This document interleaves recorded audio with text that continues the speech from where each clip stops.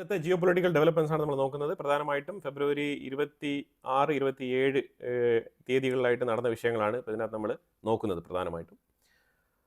ഇതിൽ Iran America ചർച്ച, ജനീവയിൽ വെച്ചിട്ട് നടന്ന ചർച്ച പരാജയം എന്നുള്ള നിലയിലാണ് വിലയിരുത്തലുകൾ വരുന്നത്.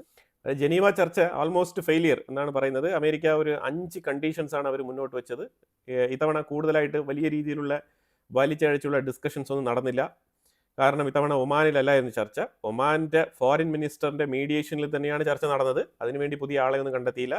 ജനീവയിൽ ഒമാൻ്റെ ഫോറിൻ മിനിസ്റ്റർ ഉണ്ടായിരുന്നു. അപ്പോൾ രണ്ട് കൂട്ടരും, അമേരിക്കയുടെ സൈഡിൽ നിന്നും സ്റ്റീവ് വിറ്റ്കോഫ്, അതേപോലെ തന്നെ IAEAയുടെ ചീഫ്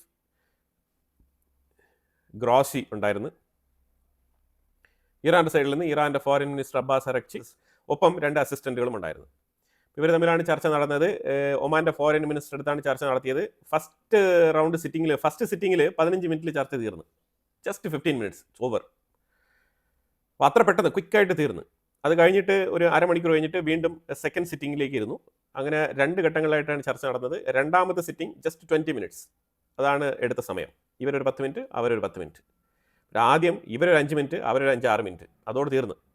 ഇത്തരത്തിൽ ചർച്ച വളരെ ക്വിക്കായിട്ട് തന്നെയാണ് നടത്തിയത്. ഇപ്പോൾ ചർച്ച പരാജയപ്പെട്ട സ്ഥിതിക്ക് ഉടനെ അമേരിക്ക ആക്രമിക്കണമല്ലോ. ഇതുവരെ ആക്രമണങ്ങളൊന്നും നടത്തിയിട്ടില്ല. അമേരിക്കയുടെ ഉള്ളിൽ തകൃതിയായിട്ടുള്ള ചർച്ചകൾ നടക്കുന്നുണ്ട്. ഡിസിഷൻസ്, വളരെ ക്രൂഷ്യലായിട്ടുള്ള ഡിസിഷൻ മേക്കിംഗ് മൊമെന്റിലാണ് അമേരിക്ക ഉള്ളത്. ഇസ്രായേലിനെ വെച്ചിട്ട് ആദ്യം അടുപ്പിക്കാം. കാരണം ഈ ന്യൂക്ലിയർ എൻറിച്ച്മെന്റും കാര്യങ്ങളൊക്കെ ഇസ്രായേലുമായിട്ട് ബന്ധപ്പെട്ട വിഷയങ്ങളാണല്ലോ. ഇസ്രായേലിന്റെ സെക്യൂരിറ്റി ഉറപ്പിക്കാനല്ലേ ഇത്തരത്തിലുള്ള നിബന്ധനകളൊക്കെ അമേരിക്ക മുന്നോട്ട് വെക്കുന്നത് എന്നുള്ള തരത്തിൽ അമേരിക്കയുടെ ഉള്ളിൽ നിന്ന് തന്നെ ചില ഒപ്പീനിയൻസ് വരുന്നതായിട്ട് വാർത്തകൾ വരുന്നുണ്ട്. അപ്പോൾ അതുകൊണ്ട് ഇസ്രായേലിനെ വെച്ചിട്ട് നമുക്ക് അറ്റാക്ക് നടത്താം, അത് കഴിഞ്ഞിട്ട് നമുക്ക് ഡയറക്റ്റ് എൻട്രി ആവാം എന്നുള്ള നിലയിലുള്ള അഭിപ്രായങ്ങളൊക്കെ അമേരിക്കയുടെ ഉള്ളിൽ നിന്ന് വരുന്നതായിട്ട് വാർത്തകൾ വരുന്നുണ്ട്. പക്ഷേ ഇവിടെ ഒരു വിഷയം മനസ്സിലാക്കേണ്ടത്, ഇതുവരെ ഇസ്രായേൽ ഈ വിഷയത്തിൽ എൻ്റർ ചെയ്തിട്ടില്ല. പക്ഷേ ഇസ്രായേലിൻ്റെ ഉള്ളിൽ ആയുധങ്ങൾ വന്ന് ലോഡ് ചെയ്യുന്നുണ്ട്. ചരവറ അമേരിക്കയിൽ നിന്നും ആയുധങ്ങൾ വന്ന് ഇറങ്ങുന്നുണ്ട് ഇസ്രായേലിൽ. ഏതാണ്ട് 12 F-22 ഇസ്രായേലിൻ്റെ ഉള്ളിൽ കൊണ്ട് നിർത്തി വെച്ചിട്ടുണ്ട്. അതുപോലെ അമ്യൂണിഷൻസ്, ബോംബും കാര്യങ്ങളൊക്കെ കൊണ്ട് ചരവറ ഇറക്കി വെക്കുന്നുണ്ട് ഇസ്രായേലിൻ്റെ ഉള്ളിൽ. ഒരു പക്ഷേ ഇസ്രായേലിനെ ഉപയോഗിച്ചേക്കാം. തീർച്ചയായിട്ടും ഇറാനെ അടിക്കുമ്പോൾ ഇസ്രായേലിനും അതിന് പങ്കുണ്ടാവും, ഇല്ലാതിരിക്കില്ല. അപ്പം വാൾ സ്ട്രീറ്റ് ജേണൽ റിപ്പോർട്ട് ചെയ്തിരിക്കുന്നത് ഈ ചർച്ച പരാജയമാണെന്ന് വാൾ സ്ട്രീറ്റ് ജേണൽ പറയാനുള്ള കാരണം എന്ന് വെച്ചാൽ മെയിനായിട്ട് 5 കണ്ടീഷനാണ് അമേരിക്ക ഓപ്പൺ ചെയ്തത്. വളരെ സിമ്പിൾ ആയിട്ടുള്ള 5 conditions. If agreed we will go with the deal, if not agreed will go with war. ഇതാണ് ആ ഒരു പോയിന്റ്. അപ്പോൾ ഇതിനകത്ത് 5 പോയിന്റുകളിൽ നമ്പർ 1, ഈ ന്യൂക്ലിയർ ഫെസിലിറ്റീസ് എവിടെയൊക്കെ, ഫോർദോ, നറ്റാൻസ്, ഇസ്ഫഹാൻ, ഈ 3 സ്ഥലങ്ങളിലുമുള്ള ന്യൂക്ലിയർ എൻറിച്ച്മെന്റ് സ്ഥാപനങ്ങൾ ഡിസ്മാൻഡിൽ ചെയ്യണം. അവിടെ എൻറിച്ച്മെന്റ് പാടില്ല, ആ സ്ഥാപനങ്ങൾ പ്രവർത്തിക്കാൻ പാടില്ല. അത് നമ്പർ 1 കണ്ടീഷൻ. 2, ഇതുവരെ എൻറിച്ച് ചെയ്ത യുറേനിയം മൊത്തത്തിൽ അമേരിക്കയ്ക്ക് കൈമാറണം. വേറെ ഒരു രാജ്യങ്ങൾക്കും കൊടുക്കേണ്ടതില്ല. റഷ്യയ്ക്ക് കൊടുക്കണ്ട, ചൈനയ്ക്ക് കൊടുക്കണ്ട, ആർക്കും കൊടുക്കണ്ട, ഡയറക്റ്റ് ആയിട്ട് അമേരിക്കയ്ക്ക് കൊടുക്കുക. Condition number 2. Condition number 3, 0% enrichment permanently. Condition number 4, തെഹ്റാനിലുള്ള ഒരു ന്യൂക്ലിയർ പവർ പ്ലാന്റ് മാത്രം പ്രവർത്തിപ്പിക്കാം. അതിന് വേണ്ടിയിട്ട് ചെറിയ തോതിലുള്ള എൻറിച്ച്മെന്റ് ആവാം. അത് ഒരുപാട് ഹെൽത്ത് കെയർ ഫെസിലിറ്റീസിനൊക്കെ പവർ സപ്ലൈ കൊടുക്കുന്നത് കൊണ്ട് ആ ഒരു കൺസേണിൽ അമേരിക്ക കൊടുക്കുന്ന ഒരു ഔദാര്യമായിട്ടാണ് ഇതിനെ വിശേഷിപ്പിക്കുന്നത്. 5ാമത് ഇറാന്റെ റിക്വസ്റ്റ് എന്ന് പറഞ്ഞാൽ സാങ്ഷൻസ് വേവറിംഗ് ആണല്ലോ. സാങ്ഷൻസ്, ഉപരോധങ്ങൾ എടുത്തു മാറ്റുക എന്നുള്ളതാണ്. ഉപരോധങ്ങൾ കണ്ടീഷൻ ബേസിസിൽ ചില ഏരിയകളിലുള്ള ഉപരോധങ്ങൾ മാത്രം നീക്കം ചെയ്യും, ലിമിറ്റഡ്.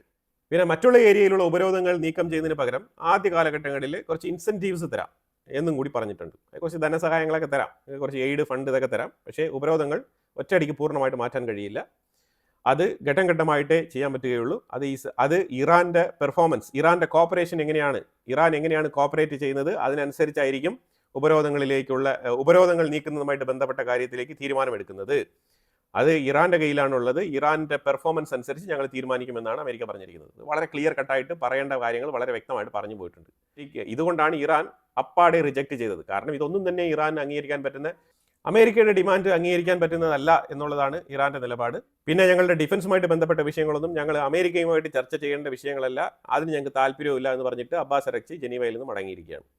പൊളിറ്റിക്കോ എന്ന് പറഞ്ഞ യൂറോപ്യൻ മാധ്യമം റിപ്പോർട്ട് ചെയ്തിരിക്കുന്നത് അമേരിക്കയ്ക്ക് കുറേ ആൾക്കാർ ഉപദേശങ്ങൾ കൊടുക്കുന്നുണ്ട്. ഉപദേശം എന്താണെന്ന് പറഞ്ഞാൽ, നമ്മൾ ഒറ്റയ്ക്ക് ഇറാനുമായിട്ടുള്ള യുദ്ധത്തിൽ ഇറങ്ങണോ? കാരണം യൂറോപ്പ് ഒരു സൈഡിൽ മാറി നിൽക്കുന്ന സാഹചര്യം, നാറ്റോയുമായിട്ട് കൃത്യമായിട്ട് സഹകരണങ്ങളില്ല. അതേപോലെ ഏഷ്യൻ സൈഡിലും ഈ താരിഫ് ഇതൊക്കെ പറഞ്ഞിട്ട് പല രാജ്യങ്ങളും അമേരിക്കയുമായിട്ട് വിയോജിപ്പ് രേഖപ്പെടുത്തിയിരിക്കുന്ന ഒരു പശ്ചാത്തലം. അപ്പോൾ ഈ സാഹചര്യത്തിൽ അമേരിക്ക ഒറ്റയ്ക്ക് പോയി ആക്രമണം നടത്തണോ എന്നുള്ള തലത്തിൽ അമേരിക്കയ്ക്കുള്ളിൽ ട്രംപ് അഡ്മിനിസ്ട്രേഷനിൽപ്പെട്ട ആൾക്കാർ തന്നെ വ്യത്യസ്ത തരത്തിലുള്ള അഭിപ്രായങ്ങൾ പങ്കുവെക്കുന്നതായിട്ടുള്ള വാർത്ത പൊളിറ്റിക്കോ എന്ന് പറഞ്ഞ യൂറോപ്യൻ മാധ്യമം റിപ്പോർട്ട് ചെയ്തിട്ടുണ്ട്. പിന്നെ ഇതിനെല്ലാം ഗുരുതരമായിട്ട് ചൈന വളരെ സ്മാർട്ട് പ്ലേ നടത്തിക്കൊണ്ടിരിക്കുകയാണ്. ചൈന എവറി ഡേ അമേരിക്കൻ ബേസുകൾ മിഡിൽ ഈസ്റ്റിൽ ചുറ്റിപ്പറ്റിയിരിക്കുന്ന അതേപോലെ യൂറോപ്പിലുള്ള അമേരിക്കൻ ബേസുകളെല്ലാം തന്നെ സാറ്റലൈറ്റ് ഇമേജിലൂടെ പകർത്തി ഇറാന് കൈമാറുന്നുണ്ട്. അതേപോലെ തന്നെ പബ്ലിക് ഡൊമൈനിൽ അപ്ലോഡ് ചെയ്യുന്നുണ്ട്. ഇന്ന ബേസുകളിൽ ഇത്ര വിമാനങ്ങളൊക്കെ നിർത്തിയിട്ടിട്ടുണ്ട്, ഇത്ര വിമാനങ്ങൾ ഹാൾട്ട് ചെയ്തിട്ടുണ്ട്, ഇതെല്ലാം തന്നെ യുദ്ധത്തിന് വേണ്ടിയിട്ട് സജ്ജമായിരിക്കുന്ന സാഹചര്യമാണ് എന്നുള്ള തരത്തിൽ പല ബേസുകളും ഡിസ്ക്ലോസ് ചെയ്യുന്നുണ്ട് ചൈന. ഇത് അമേരിക്കയ്ക്ക് ഒരു തലവേനയായിട്ട് മാറിയിട്ടുണ്ട്. തീർച്ചയായിട്ടും സാറ്റലൈറ്റ് ഇമേജ് വെച്ചിട്ട് പലരും അമേരിക്കയ്ക്ക് തന്നെ മാട്രിക്സ് എന്നൊക്കെ പറഞ്ഞുകൊണ്ട് ഇതേപോലെ സാറ്റലൈറ്റ് ഇമേജ് പകർത്തുന്ന സംവിധാനങ്ങളൊക്കെ ഉണ്ട്. അവർ ഇടയ്ക്കിടയ്ക്ക് ഇത് ചെയ്യാറുണ്ട്. അപ്പോൾ അതുകൊണ്ട് അവർക്ക് ചൈനയെ ഇപ്പോൾ ഒന്നും ചെയ്യാനില്ല. പക്ഷേ ചൈന ഈ ഇമേജുകളൊക്കെ കൊടുത്തു കഴിഞ്ഞാൽ, ലൈവ് ഇമേജ് ഷെയർ ചെയ്ത് കഴിഞ്ഞാൽ ഇറാന് അത് ഹെൽപ്ഫുൾ ആവും. ഇറാന് മിസൈൽ ടാർഗറ്റ് ചെയ്ത് വിടാൻ വേണ്ടിയിട്ട് അത് വളരെയധികം ഉപകാരപ്രദമാവും എന്നുള്ളതാണ് ഇതിനകത്തുള്ളൊരു പ്രശ്നം. അപ്പം ചൈനയെ അമേരിക്ക ഏതെങ്കിലും തരത്തിൽ ഈ ഇമേജ് പബ്ലിഷ് ചെയ്യുന്നതിൽ നിന്നും, അതുപോലെ തന്നെ ഇറാന് ഈ സപ്പോർട്ട് കൊടുക്കാതിരിക്കാൻ എന്താണ് മാർഗം, എത്തരത്തിൽ ചൈനയെ വരിഞ്ഞു മുറുക്കാം എന്നുള്ള നിലയിലും അവിടെ ചർച്ചകൾ നടക്കുന്നുണ്ട്. പക്ഷെ ചൈന ഈ തീരുമാനത്തിൽ നിന്ന് പിന്മാറാൻ തയ്യാറല്ല. കട്ടയ്ക്ക് ഇറാനൊപ്പം നിൽക്കുകയാണ്. ഇൻക്ലൂഡിങ് USS എബ്രഹാം ലിങ്കൻ എന്ന് പറഞ്ഞ വാർഷിപ്പിന്റെ ലൊക്കേഷൻ വരെ കൃത്യമായിട്ട് പകർത്തി കൊടുത്തിരിക്കുകയാണ് ചൈന.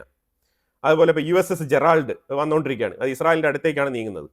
ഏതാണ്ട് 8 F-16 വിമാനങ്ങൾ ഡീഗോ ഗാർസിയയിൽ ഇറക്കി വെച്ചിട്ടുണ്ട് അമേരിക്ക. അവിടെയും ഇറാനെതിരെയുള്ള നീക്കങ്ങളൊക്കെ തകൃതിയായിട്ട് തന്നെ മുന്നോട്ട് കൊണ്ടുപോവുകയാണ് അമേരിക്ക. പലർക്കും അമേരിക്ക അറ്റാക്ക് നടത്തുമോ ഇല്ലയോ എന്നുള്ള ചോദ്യങ്ങളൊക്കെ ഉണ്ടാവാം. പക്ഷേ എൻ്റെ ഒരു അഭിപ്രായത്തിൽ അറ്റാക്ക് നടത്തുമെന്ന് തന്നെയാണ് മനസ്സിലാക്കാൻ പറ്റുന്നത്. പക്ഷേ ഏത് ഡേറ്റ് എന്നുള്ളതിൽ മാത്രമാണ് കൺഫ്യൂഷൻ. അതൊരു പക്ഷേ 1 ദിവസത്തിലാവാം, 2 ദിവസത്തിലാവാം, ചിലപ്പോൾ 2 ആഴ്ച എടുക്കാം. പക്ഷേ അറ്റാക്ക് നടത്തും. കാരണം അത്തരത്തിലാണ് ഇറാനുമായിട്ടുള്ള ചർച്ച ഇന്ന് വഴിമുട്ടിയ അവസ്ഥയിൽ എത്തിപ്പെട്ടിരിക്കുന്നത്. അപ്പം ഇതുകൊണ്ട് സംഭവിക്കാൻ പോകുന്ന പറഞ്ഞാൽ അമേരിക്കയുടെ ഉള്ളിൽ പ്ലാനാണ്. ശരിക്കും നമ്മളൊരു യുദ്ധം തുടങ്ങിക്കഴിഞ്ഞാൽ എങ്ങനെയാണ് ഈ യുദ്ധത്തിൽ നിന്നും എക്സിറ്റ് ആവുക എന്നുള്ളതിനെ കുറിച്ച് ഒരു എക്സിറ്റ് പ്ലാൻ ഒരിക്കലും അമേരിക്കയുടെ പക്കൽ ഉണ്ടാവില്ല. അപ്പോൾ അതുകൊണ്ട് തന്നെ ഇത് 6 മാസത്തെ പ്ലാൻ ആണോ, 3 months പ്ലാൻ ആണോ, ഇത് വളരെ ക്വിക്കായിട്ട് ഒരു 2 weeks പ്ലാൻ ആണോ, അപ്പോൾ എന്നതിനെക്കുറിച്ചൊരു ധാരണയില്ല. അപ്പോൾ ഇവർ കൃത്യമായിട്ടുള്ള ഒരു ധാരണ, ഒരു ഫൈനൽ ഡിസിഷൻ എടുത്തിട്ടേ ഈ അറ്റാക്കിലേക്ക് അമേരിക്ക ഇറങ്ങുള്ളൂ എന്നുള്ളതാണ് മനസ്സിലാക്കാൻ പറ്റുന്നത്. അതായത് റെജിം ചേഞ്ച് എത്ര പെട്ടെന്ന് കൊണ്ടുവരും, അതാണ് ഇപ്പോൾ ക്രൂഷ്യലായിട്ട് ഡിസ്കസ് ചെയ്തുകൊണ്ടിരിക്കുന്നത്. അപ്പോൾ ഇതിനെ ഇറാന്റെ ഉള്ളിൽ നിന്നും ഇറാന്റെ പ്രസിഡന്റ് മസൂദ് പെസസ്കിയാൻ പറഞ്ഞിരിക്കുന്നത് കഴിഞ്ഞ 12 ദിവസത്തെ യുദ്ധത്തിൽ 28,000 ഇൻസിഡൻസ് ഇറാന്റെ ഉള്ളിൽ സംഭവിച്ചിട്ടുണ്ട്. ഇതെല്ലാം തന്നെ എതിരാളികളായിട്ടുള്ള ഇസ്രായേലിന്റെ അതേപോലെ മൊസാദിന്റെയൊക്കെ CIA ഏജന്റുകൾ നടത്തിക്കൂട്ടിയതാണ് എന്നുള്ള വെളിപ്പെടുത്തലാണ് പുള്ളിക്കാരൻ ഇന്നലെ നടത്തിയത്. അപ്പോൾ ഇതിലെ പുള്ളിക്കാരൻ കുറേ വിഷയങ്ങൾ പറയുന്നുണ്ട്. ഈ പറയുന്ന വിഷയങ്ങൾ എന്ന് പറഞ്ഞാൽ 28,000 ഇൻസിഡൻസ് ആണ് നടന്നത്. 28,000 ഇൻസിഡൻസ് എന്ന് പറയുമ്പോഴത്തേക്കും അതിൽ പുള്ളിക്കാരൻ വളരെ വ്യക്തമായിട്ട് ചൂണ്ടിക്കാണിക്കുന്നത് സയന്റിസ്റ്റുകൾ, ഞങ്ങൾക്കിപ്പം ലാക്ക് ഓഫ് സയന്റിസ്റ്റുകൾ ഇല്ല. കംപ്ലീറ്റ് സയന്റിസ്റ്റുകളെയും മൊസാദ് തെരഞ്ഞു പിടിച്ച് വധിച്ചിരിക്കുകയാണ്. ഈ 12 ദിവസത്തെ യുദ്ധത്തിലാണെന്നുണ്ടെങ്കിൽ തകൃതിയായിട്ട് കൂട്ടമായിട്ട് അവരെവിടെയൊക്കെ സ്റ്റേ ചെയ്തിരുന്നു അവിടെയൊക്കെ തെരഞ്ഞു പിടിച്ച് അവരെ വധിച്ചത് ഇതേ ഇസ്രായേലിന്റെ ആൾക്കാരാണ്. അപ്പോൾ അതുപോലെ തന്നെ ഞങ്ങളുടെ പരമാവധി എയർ ഡിഫൻസ് സിസ്റ്റംസ്, അതേപോലെ ഞങ്ങളുടെ എക്യുപ്മെന്റ്സുകൾ, അതുപോലെ ഗവൺമെന്റ് സ്ഥാപനങ്ങൾ, ഇങ്ങനെ നിരവധി IRGC-യിൽപ്പെട്ട ടോപ്പ് കമാൻഡേഴ്സിനെയൊക്കെ ഇസ്രായേൽ വധിച്ചിട്ടുണ്ടായിരുന്നു. അപ്പം വീണ്ടും ഇത്തരത്തിൽ ഫേക്ക് ആയിട്ടുള്ള നെറേറ്റീവ്സ്, ഞങ്ങളുടെ അടുത്ത് ആണവായുധമുണ്ട് എന്നുള്ള കള്ളത്തരങ്ങൾ പറഞ്ഞുകൊണ്ട് ആക്രമണം നടത്താൻ വരുന്നത് ശരിയായ നടപടിയല്ല എന്നുള്ള തരത്തിലുള്ള ഒരു വിമർശനം ഇറാന്റെ പ്രസിഡന്റ് മസൂദ് പെസസ്കിയാൻ ഇന്ന് പങ്കുവെക്കുന്നുണ്ട്. അപ്പോൾ അതായത് പുള്ളിക്കാരൻ പറഞ്ഞു വെക്കുന്നത്, ഞങ്ങൾ അതിനു വേണ്ടിയിട്ട് യുദ്ധത്തിൽ നിന്ന് പിന്മാറുക എന്നുള്ളതല്ല, ഞങ്ങളെ അടിച്ചാൽ ഞങ്ങൾ തിരിച്ചടിക്കും, അതിനുള്ള കപ്പാസിറ്റി ഞങ്ങൾക്കുണ്ട്, ഞങ്ങൾ തയ്യാറെടുത്ത് തന്നെയാണ് ഇരിക്കുന്നത് എന്നുള്ള തരത്തിലാണ് പുള്ളിക്കാരൻ സംസാരിക്കുന്നത്. പക്ഷെ എന്നാലും അമേരിക്ക അനാവശ്യമായിട്ട് ഇറാനെ ചൊറിയരുത് എന്ന് പറയുന്ന രീതിയിലാണ് ഈ ഒരു സ്റ്റേറ്റ്മെന്റ് മസൂദ് പെസസ്കിയാൻ പറഞ്ഞിരിക്കുന്നത്. അതായത് യുദ്ധം വേണ്ട, നിങ്ങളുടെ ഇറാനെ ആക്രമിക്കാനുള്ള തീരുമാനം തെറ്റാണ് എന്നുള്ളൊരു മെസ്സേജാണ് പുള്ളിക്കാരൻ കൊടുക്കാൻ ശ്രമിക്കുന്നത്. അതുപോലെ കഴിഞ്ഞ 4 ദിവസങ്ങളായിട്ട് യൂണിവേഴ്സിറ്റി സ്റ്റുഡൻസ് നടത്തിക്കൊണ്ടിരുന്ന പ്രതിഷേധം അത് അവസാനിപ്പിക്കാൻ വേണ്ടിയിട്ട് ഇറാൻ കൃത്യമായിട്ടുള്ള ഒരു ഡിസിഷൻ എടുത്തിട്ടുണ്ട്. യൂണിവേഴ്സിറ്റികളെല്ലാം അടച്ചു പൂട്ടിയിട്ടുണ്ട്. എന്നിട്ട് പഠനങ്ങളെല്ലാം തന്നെ ഓൺലൈനിലാക്കിയിട്ടുണ്ട്. പക്ഷെ അവിടെ ഒരു പ്രശ്നം എന്ന് പറഞ്ഞാൽ ഓൺലൈൻ ആക്കുമ്പോഴത്തേക്കും ഇന്റർനെറ്റ് ഫെസിലിറ്റി കൊടുക്കേണ്ടി വരും. അപ്പോൾ ഇന്റർനെറ്റ് ഫെസിലിറ്റി കൊടുത്തു കഴിഞ്ഞാൽ ഇറാന്റെ ഉള്ളിൽ നടക്കുന്ന കാര്യങ്ങളെല്ലാം തന്നെ പുറലോകം അറിയും. അപ്പോൾ ഇങ്ങനത്തെ പ്രശ്നങ്ങൾ അതിനകത്തുണ്ട്. എന്തായാലും ഇറാന്റെ ഉള്ളിൽ ഒരു അൺസർട്ടനിറ്റി, ഒരു പ്രതിസന്ധി ഉണ്ട്, അതാണ് മനസ്സിലാക്കേണ്ടത്. അപ്പോൾ എന്നാലും കോളേജൊക്കെ അടച്ചു പൂട്ടിയിരിക്കുകയാണ്. ഇന്നലെ രാവിലെ തന്നെ IRGC-യിൽപ്പെട്ട ഉദ്യോഗസ്ഥർ മിലിറ്ററി വാഹനങ്ങൾ കൊണ്ടുവന്ന് ഓരോ കോളേജിന്റെയും ഫ്രണ്ടിൽ നിർത്തി കൃത്യമായിട്ട് ഈ പ്രതിഷേധത്തെ അടിച്ചമർത്തിയിട്ടുണ്ട്. അതിന് കൃത്യമായിട്ടുള്ള അതിനൊരു പോംവഴി എന്നുള്ള നിലയ്ക്ക് താൽക്കാലികമായിട്ട് ഓൺലൈൻ പഠനമായിട്ട് മാറ്റിയിട്ടുണ്ട്. അപ്പോൾ ഇതിനകത്ത് ജാഗ്രതയോടുകൂടി ഇറാഖിന്റെ ബോർഡറിലുള്ള ഇറാൻ നഗരങ്ങളും അതുപോലെ അസർബൈജാന്റെ തൊട്ടടുത്ത് ഉള്ള ഇറാനിയൻ നഗരങ്ങളും ഇതെല്ലാം തന്നെ ജാഗ്രതയോടുകൂടിയാണ് പല ഏരിയകളിലും ബഫർ സോൺ സൃഷ്ടിക്കുകയാണ് ഇറാൻ ഇപ്പോൾ ചെയ്തുകൊണ്ടിരിക്കുന്നത്. പ്രത്യേകിച്ച് സ്ട്രൈറ്റ് ഓഫ് ഹോർമോസ് ഏരിയയിൽ ബഫർ സോൺ പ്രഖ്യാപിക്കുന്നുണ്ട്. അതുപോലെ ഇപ്പുറത്ത് ഇറാഖിൻ്റെ സൈഡിൽ, പിന്നെ ഞാൻ പറഞ്ഞ അസർബൈജാൻ്റെ സൈഡിൽ, ഇവിടെയൊക്കെ ബഫർ സോൺ പ്രഖ്യാപിക്കുകയാണ്. പിന്നെ ഞാൻ ഈ വെച്ചിരിക്കുന്ന മാപ്പിൽ നിങ്ങൾ നോക്കിക്കഴിഞ്ഞാൽ കൃത്യമായിട്ട് അമേരിക്ക ഏതൊക്കെ സ്ഥലങ്ങൾ അറ്റാക്ക് നടത്താൻ സാധ്യതയുണ്ട് എന്നുള്ള ഒരു മാപ്പാണിത്.